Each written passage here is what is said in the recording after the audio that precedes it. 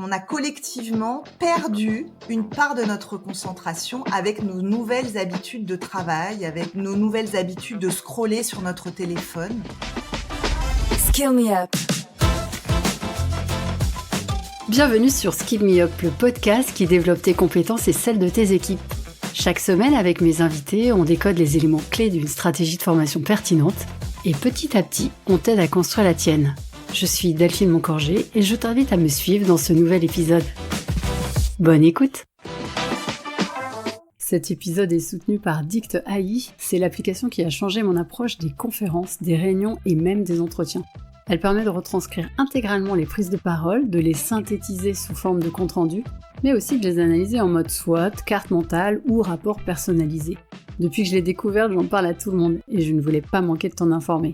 Dict AI est disponible sur tous les stores, alors essaie-la et tu ne pourras plus t'en passer. Bonjour et bienvenue dans ce nouvel épisode de Skill Me Up. Aujourd'hui, j'accueille Judith Castro. Judith est formatrice, conférencière et autrice. Elle est également cofondatrice avec Lucille Roux de Symbolone et du BAM Lab. Bonjour Judith. Bonjour Delphine. Alors aujourd'hui, nous allons parler des femmes et de leur développement professionnel, mais pas que, car nous allons aussi aborder le sujet de la concentration qui te préoccupe beaucoup en ce moment. Mais avant d'entrer dans le vif du sujet, Judith, pourrais-tu te présenter en 3 points, 3 dates ou 3 chiffres clés ? Merci de m'accueillir dans Skill Me Up. Alors moi, j'aimerais me présenter en 3 mots-clés. Le premier, c'est transmission. Le deuxième, c'est femme. Et le troisième, c'est États-Unis. La transmission, c'est ce qui m'anime depuis toujours. J'ai toujours fait de la formation, ou presque. Et quand j'y pense, même au lycée, j'étais très bonne en maths, je donnais des cours de maths aux plus jeunes. Enfin voilà, j'ai toujours aimé transmettre. Et j'ai construit ma vie professionnelle autour de la transmission. Donc c'est vraiment mon fil rouge. Le deuxième mot, c'est femme, puisque je m'intéresse au sujet des femmes et de l'égalité depuis de nombreuses années. Comme tu viens de le dire, j'ai créé Symbolone avec mon associée et amie Lucille. Et Symbolone, c'est un organisme de formation qui a une raison d'être, qui est d'œuvrer pour un monde professionnel plus égalitaire. On fait pas que ça, mais c'est notre sujet numéro 1. Et puis, je suis autrice également d'un livre sur le cycle féminin qui a été publié en 2019. Aujourd'hui, je travaille aussi sur le sujet de la ménopause. Bref, tout ce qui concerne les femmes me passionne. Et puis, le troisième mot-clé, États-Unis. J'ai fait mes études supérieures dans une école américaine, un MBA aux États-Unis. Gamine, j'avais vraiment le rêve américain et j'ai eu la chance de pouvoir vivre cette aventure incroyable. Et je suis restée très connectée à la culture américaine. Je me forme beaucoup aux États-Unis, notamment aujourd'hui à distance.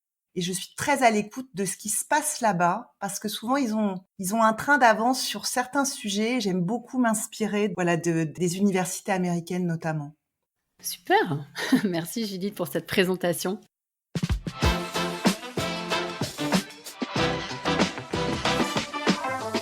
Donc, on l'a entendu, la question des femmes, c'est une thématique qui t'intéresse, qui te préoccupe. Et avec le BAM Lab, vous êtes spécialisé dans la confiance en soi, le succès au féminin. Est-ce que tu dirais que les femmes ont davantage besoin d'être accompagnées ? Alors oui, les femmes ont davantage besoin d'être accompagnées sur ces sujets. Avant, j'en avais absolument pas conscience. J'ai travaillé pendant 15 ans à l'APEC, l'Association pour l'emploi des cadres. Et j'ai eu un moment dans une de mes missions, j'ai eu à travailler sur le sujet de l'égalité entre les femmes et les hommes. Et comme c'est un sujet sur lequel, à l'époque, je n'avais encore jamais travaillé, j'ai lu énormément les études, énormément d'ouvrages féministes. Je crois que je me suis pris une grande claque à l'époque parce que moi, j'ai grandi en me disant qu'il y avait plus de sujets, que tout allait bien, qu'on était... je me sentais complètement l'égale de mes compagnons, de mon frère, des hommes que je côtoyais. Et en me plongeant finalement vraiment dans le sujet, j'ai vu que en fait on n'y était pas du tout. J'ai compris que j'avais été assez naïve sur ce sujet-là. Donc ça a été un premier déclencheur, voilà cette mission pour l'APEC. Et puis en creusant, en continuant à travailler et notamment avec Lucille, qui est elle coach professionnel pour les femmes, on a fait le constat qu'en fait, les femmes ont encore un sujet pour la plupart d'estime de soi, de confiance en soi, de légitimité. Et même des femmes extrêmement brillantes qui ont fait des études dans des grandes écoles, qui ont des grosses équipes, souvent, sur certains sujets, elles ne se sentent pas légitimes alors qu'elles sont incroyables. Et donc, on a vraiment pris le parti avec Lucille de créer des programmes avec un prisme féminin pour celles qui ont encore besoin de se développer sur ces sujets-là. Il y a quand même des mesures qui sont prises avec la loi Rixin. Tout à fait. Pour expliquer, c'est une loi qui va exiger des entreprises qu'elles atteignent d'ici le 1er mars 2026 un objectif de 30% de femmes dans les cadres dirigeants et dans les COMEX. Et après, c'est 40%, je crois, en 2029. C'est à la fois une opportunité, bon, c'est une contrainte législative, mais c'est aussi une opportunité pour les entreprises de développer un vivier plus féminisé de personnes qu'on peut faire évoluer. Est-ce que ça provoque quelque chose au sein des entreprises? Est-ce que tu le vois, toi? Est-ce qu'il y a déjà des évolutions? Alors oui, il y a déjà des évolutions. Les lois sur l'égalité, il y a des lois depuis des années. Je trouve ça formidable que ces lois soient là pour faire avancer le sujet de l'égalité professionnelle. Mais si dans les entreprises, les femmes ne se sentent pas suffisamment, par exemple, épaulées à la maison parce qu'elles ont une charge mentale telle, je devrais même pas dire épaulées en fait. En réalité, le sujet de la charge éducative des enfants et de la charge familiale et domestique, elle devrait Être partagée. être partagée. Bien Quand sûr, les ouais. deux travaillent, ça devrait même pas être un sujet. On sait aujourd'hui, par exemple, que cette charge-là, cette charge mentale, elle repose à 80% sur l'épaule des femmes dans les couples hétérosexuels. Et donc, si on est salarié, on a envie d'évoluer dans son entreprise, on peut ne pas oser se positionner quand il y a une promotion interne qui s'ouvre. Et puis, on peut aussi se dire, j'aimerais bien, mais avec tout ce que j'ai à gérer en parallèle à côté, je ne vais jamais y arriver. C'est le cas de nombreuses femmes. Et donc, travailler sur soi, sur le fait d'oser. Nous, on aime bien utiliser l'expression de jeter son sac à dos. Allez, je balance mon sac à dos de l'autre côté du mur et puis on verra après ce qui se passe. Ben voilà, de prendre des risques et puis peut-être aussi de réorganiser avec son compagnon, si on est en couple, la charge à la maison pour que ça soit plus égalitaire et pour pouvoir eh bien avoir davantage d'opportunités de réussir dans le monde professionnel. Et pour toi, ça réside en ça ou est-ce qu'il y a d'autres obstacles que les femmes rencontrent dans leur parcours vers le succès, dans ces environnements professionnels qui sont, plus on monte, majoritairement masculins? Alors évidemment, il y a d'autres obstacles.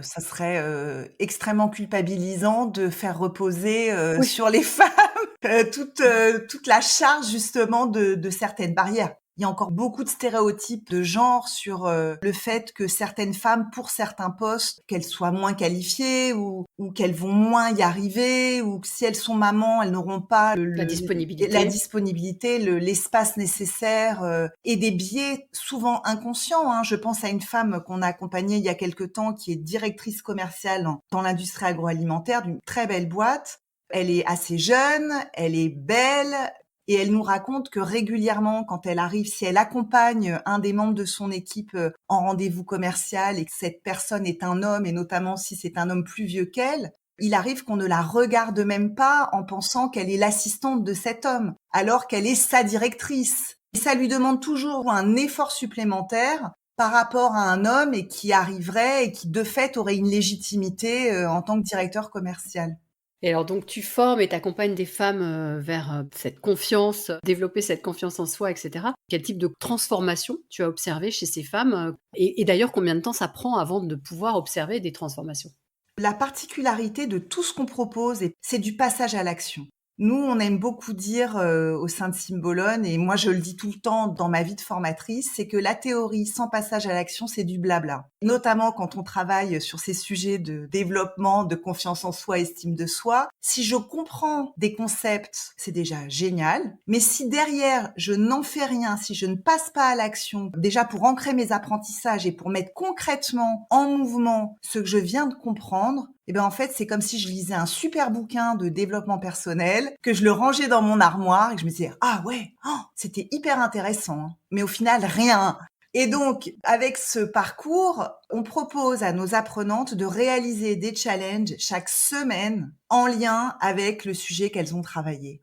Et cette mise en mouvement, c'est ça qui va vraiment offrir aux femmes l'opportunité de se développer. Et c'est là que l'on voit des résultats extrêmement concrets. Donc, pour répondre à ta question, le parcours du BAM Lab, il s'étale sur 3 mois, à raison à peu près de 2 heures de travail par semaine. Et on commence à voir des premières transformations Je dirais au bout de 4-5 semaines. Au D'accord. bout de 4-5 semaines, on voit nos apprenantes qui osent davantage, qui certaines changent de posture physique. On en voit certaines qui osent davantage dans le groupe s'exprimer. On voit les choses se mettre en place au fil des semaines. Et le résultat, c'est que au bout de 3 mois, eh bien, certaines ont osé aller demander une augmentation, ont osé se positionner en interne. Et on a eu de très beaux résultats, même avant la fin des 3 mois, où certaines ont été même promues en interne dans leur entreprise.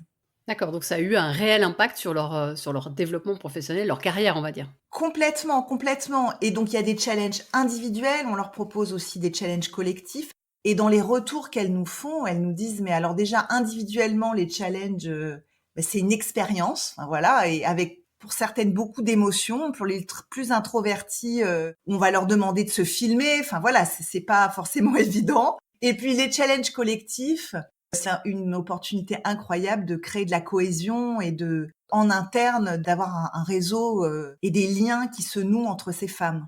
Et ensuite, vous avez des regroupements inter-promotion. Est-ce qu'il y a une espèce de communauté qui se forme, des alumni au fil des années, au fil Alors, des c'est promotions? carrément dans les tuyaux. C'est vraiment quelque chose qu'on a envie de faire, mais ça serait tellement, et ça sera, je vais parler au futur, ça sera tellement intéressant de le faire. Ouais, avec un espèce de système de mentorat un peu, ça peut être, ouais. Complètement, complètement. Ouais, je vois bien ça.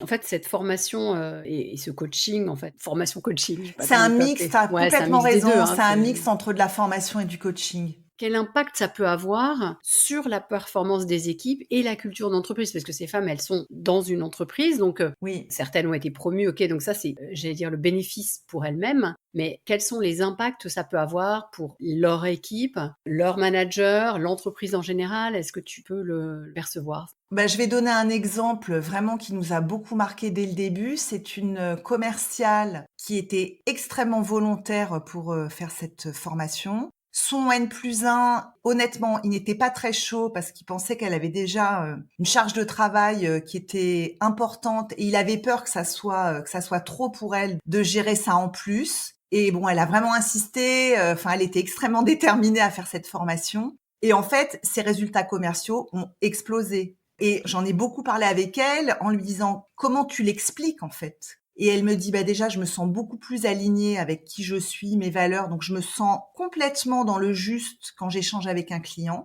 Et en plus, donc le parcours démarre par un premier module sur nos 5 forces principales. On les fait travailler sur ces forces, on leur fait faire des challenges sur ces forces. Et donc cette participante me dit, moi le premier module sur les forces, ça a été un déclencheur. J'ai compris quelles étaient mes forces en tant que commerciale et je me suis dit, si c'est ça mes forces, je vais pouvoir aller encore plus là-dedans. Je vais pouvoir m'appuyer encore plus sur mon humour quand je suis avec des Rendez-vous clients client, ouais. plutôt que de peut-être pas trop oser y aller. Et elle s'est libérée et c'était déjà une très bonne commerciale et en fait, elle est devenue excellente et son manager a eu l'honnêteté de lui dire tu vois, tu as bien fait d'insister, au final c'est gagnant-gagnant. Carrément. Ouais, c'est une belle illustration. Merci.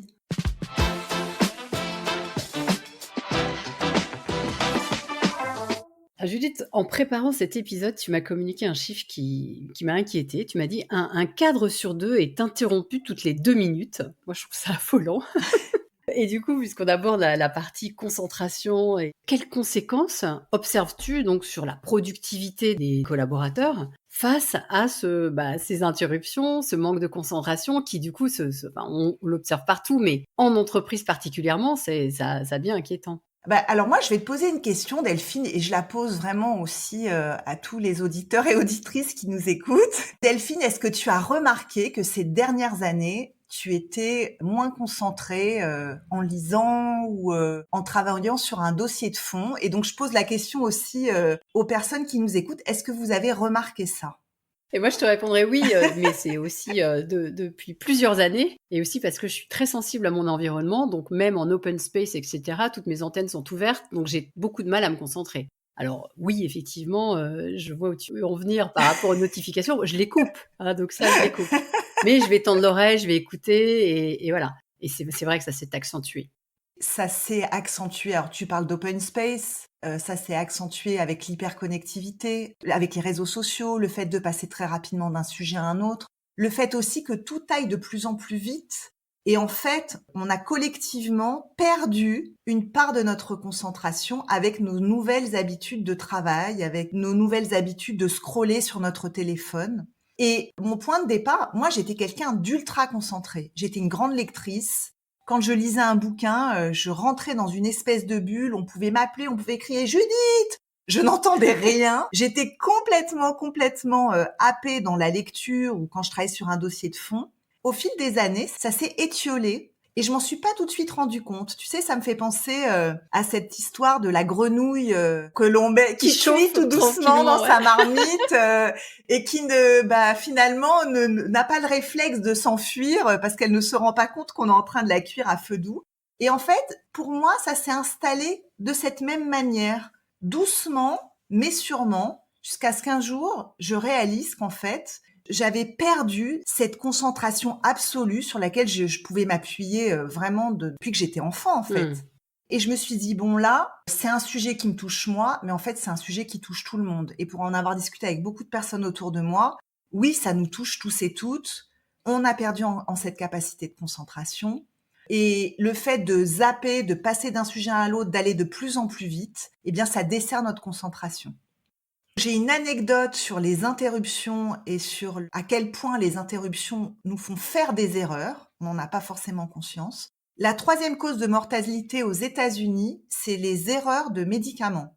Donc, soit des personnes qui se trompent en prenant leurs médicaments, soit des personnes qui sont en charge de leur donner des médicaments et qui se trompent en leur donnant des médicaments. Et donc, un hôpital américain a pris conscience qu'en fait, les infirmières, quand elles étaient en train de donner les médicaments aux patients-patientes, elles étaient systématiquement interrompues. On venait les voir, on disait « Carole, est-ce que tu pourras après passer me voir, etc. » Dans cet hôpital américain, ils ont tout simplement créé des gilets où il y a écrit dans le dos « Je suis en train de donner des médicaments, ne m'interrompez pas sauf urgence ». Et en fait, maintenant, les infirmières mettent ce gilet quand elles donnent les médicaments. Et ça a réduit de 88% le taux d'erreur de médicaments donnés aux personnes malades. Et en fait, on n'en a peut-être pas forcément conscience, mais quand on est en permanence interrompu, quand on se remet sur son sujet, souvent on ne sait plus « Ah, j'en étais où ?» Et donc, le sujet des interruptions, c'est un sujet stratégique pour les entreprises. Et donc, je me suis dit « Ok, qu'est-ce qui se fait aux États-Unis ?» Ça, c'est toujours mon premier réflexe, c'est d'aller voir ce qu'ils font là-bas. J'ai commandé tous les bouquins que j'ai trouvés sur le sujet. Il y a des choses en France aussi il y a des livres en France aussi sur le sujet qui sont intéressants. Je me suis dit, mais en fait, je vais monter un module de formation là-dessus parce que c'est un sujet, en tout cas aujourd'hui, en 2024, qui est nouveau, qui est innovant. Enfin, moi, en tout cas, je l'ai pas encore vu dans d'autres entreprises. Et j'ai créé une méthode que je vais bientôt expérimenter dans 2 belles entreprises qui me font confiance pour tester auprès de leurs salariés. Génial, hein, d'accord. Sans dévoiler ta méthode, puisque c'est ton produit, tu le vends, donc on va pas tout dire ici. Est-ce que tu peux nous donner quelques conseils, en fait, des conseils pratiques qu'on pourrait nous appliquer au quotidien ou aux entreprises pour aider les collaborateurs à mieux gérer leur attention au quotidien? Est-ce qu'il y a 2-3 tips que tu peux nous délivrer? Bien sûr, non mais je peux aussi donner les grandes lignes de la méthode sans rentrer dans les détails, mais au moins l'idée. En fait, j'ai fait la comparaison entre la manière dont nous nourrissons notre cerveau par les activités que nous faisons avec ce que l'on mange, avec la nourriture. La nourriture, aujourd'hui, on est tous et toutes plus ou moins conscients qu'il y a des aliments qui nous font du bien, des aliments qui nous font du mal, et des aliments, on va dire, plus ou moins neutres. Les aliments qui nous font du bien, ça va être les fruits, légumes, enfin voilà, on sait tout ça, les protéines et glucides de qualité. Les aliments neutres, ça pourrait être la baguette de pain. Voilà, manger une baguette de pain, c'est bon, ça fait plaisir. En termes de nutriments, c'est pas vraiment riche. Et puis tout ce qui est junk food, malbouffe, les bonbons, les aliments ultra transformés, on sait que ça, c'est mauvais pour notre corps. En fait, pour notre cerveau, de la même manière, il y a 3 types d'aliments. Il y a des activités qui font du mal à notre cerveau, donc c'est la malbouffe cognitive, ça va être scroller sur les réseaux sociaux, faire 10 choses en même temps, regarder des émissions en x2, x3. Ça, c'est mauvais pour notre cerveau. Ça va à l'encontre de la concentration. Des aliments type baguette, donc qui sont plutôt neutres pour notre cerveau, ça va être regarder un film, par exemple. Si je regarde un film ou une émission à la télé, je me fais pas vraiment du mal, mais je me fais pas vraiment du bien. Et puis, les aliments qu'on pourrait comparer avec les fruits et légumes, eh bien, ça va être tout ce qui va nous permettre de renforcer notre concentration. Et là, ça va être, eh bien, lire, travailler, mais en ne faisant qu'une chose en même temps, sans être interrompu, faire du sport, mais ça peut être aussi jardiner, cuisiner, mais être complètement dans ce que je fais et être concentré dans mon activité. Et en fait, on sait aujourd'hui que plus on va utiliser donc de nourriture concentration, et plus eh bien on va renforcer notre capacité à être concentré et à ne pas nous interrompre tout seul, parce qu'en fait, les interrupteurs ne sont pas externes, ils sont bien internes. C'est clair. Et en fait, aujourd'hui, le problème numéro 1, c'est les déclencheurs internes. C'est ce qui va déclencher une interruption à l'intérieur de nous.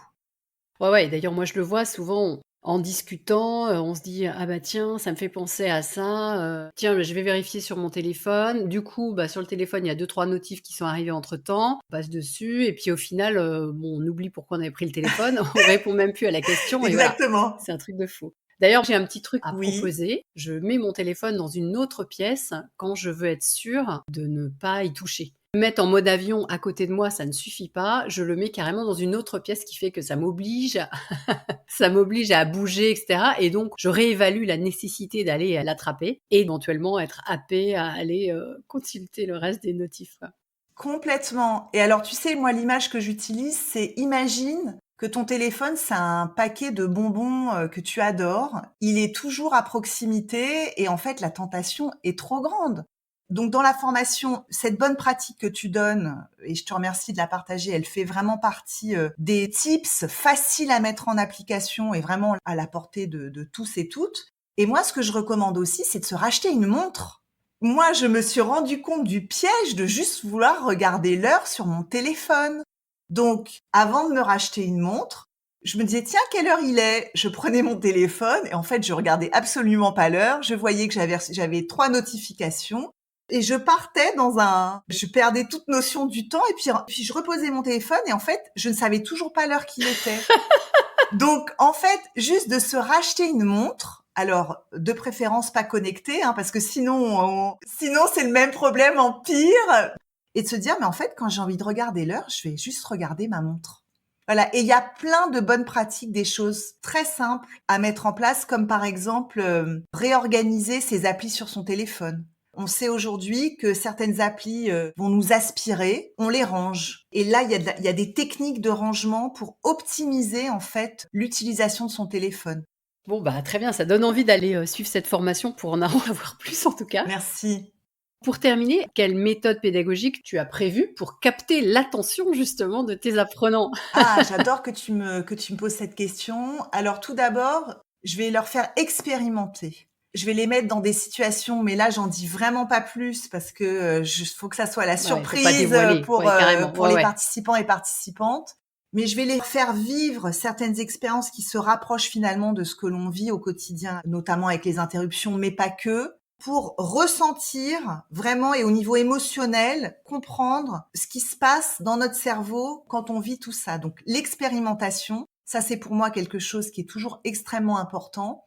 Et l'objectif qui va être le fil rouge de la formation, c'est qu'à l'issue de ce module, chacune reparte avec son propre plan d'action. Et donc le plan d'action va se construire au fil du module parce que tu as donné un exemple de bonnes pratiques. Il y a des bonnes pratiques qui vont plaire à certains, certaines et pas à d'autres. L'idée, c'est qu'on puisse faire son marché, en fait, en disant, bah tiens, moi, ranger mon téléphone avec les applis, ça, je retiens cette idée. M'acheter une montre, j'en ai pas du tout envie, mais du coup, je vais faire autre chose à la place. Et donc, ça va être engageant parce que on est en construction de ce plan d'action.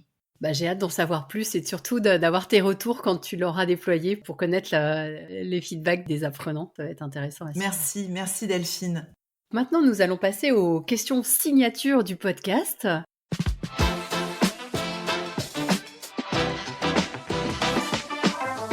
Judith, la première question que je voudrais te poser, c'est comment fais-tu ta veille? Alors j'ai bien compris qu'il y avait un côté américain, mais plus comment fais-tu ta veille?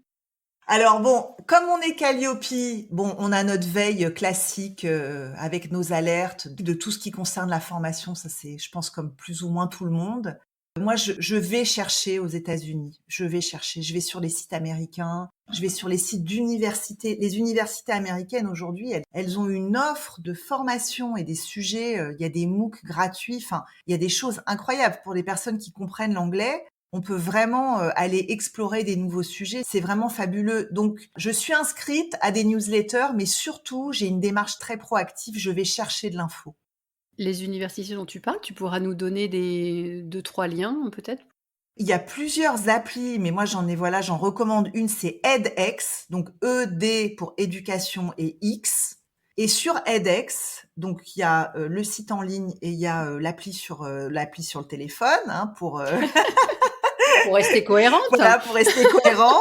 edX propose vraiment, il y a une offre qui est incroyable avec des niveaux gratuits, des niveaux payants. Donc les niveaux payants proposent toujours à l'issue d'être certifié ou diplômé, mais si on n'est pas en quête d'un diplôme ou d'une certification, on a en tout cas en niveau gratuit, on a quand même une offre qui est absolument incroyable. OK, super.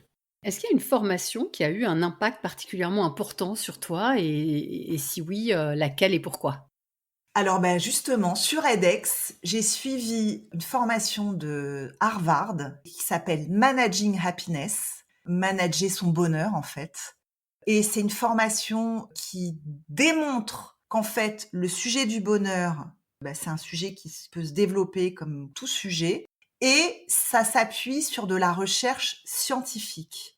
Donc là, on est vraiment au cœur de la psychologie positive avec les dernières études sur le sujet. Qu'est-ce que l'on peut faire concrètement dans sa vie pour développer sa capacité à se sentir bien, à être heureux, à être bien dans ses baskets? Et c'est un sujet, moi, que je trouve absolument passionnant parce qu'en fait, il y a des choses assez simples que l'on peut mettre en place au quotidien pour avoir un vrai bonus de bonheur dans sa vie. Et donc, pourquoi elle m'a beaucoup marqué cette formation? Déjà pour moi à titre perso, parce que j'ai trouvé, enfin, ça m'a enrichi de faire cette formation, et parce que je me suis dit, bon ben, il faut que j'en fasse quelque chose. Je vais en faire quelque chose, et j'ai vraiment envie de monter un programme là-dessus, vraiment. Un prochain alors. Un prochain, un prochain. On reste connecté. Exactement. Alors, Judith, si tu pouvais donner un seul conseil à un DRH ou à un responsable formation, ce serait lequel? J'aimerais bien donner le conseil suivant qui est challenger les formateurs et formatrices avec lesquels vous travaillez et proposez-leur de travailler sur des sujets sur lesquels peut-être vous n'avez jamais formé vos équipes. Ce conseil, je le donne parce que je travaille beaucoup avec Dell Technologies depuis des années et la responsable de formation, régulièrement, elle me challenge sur un sujet. Quand, par exemple, il y a eu le Covid et que tout le monde s'est retrouvé à la maison, elle m'a dit, Judith, est-ce que tu peux travailler sur la collaboration à distance avec des outils innovants? Quand il y a eu le retour sur site, elle m'a dit, là, maintenant, ça serait intéressant de travailler sur le management hybride. Qu'est-ce que tu peux proposer?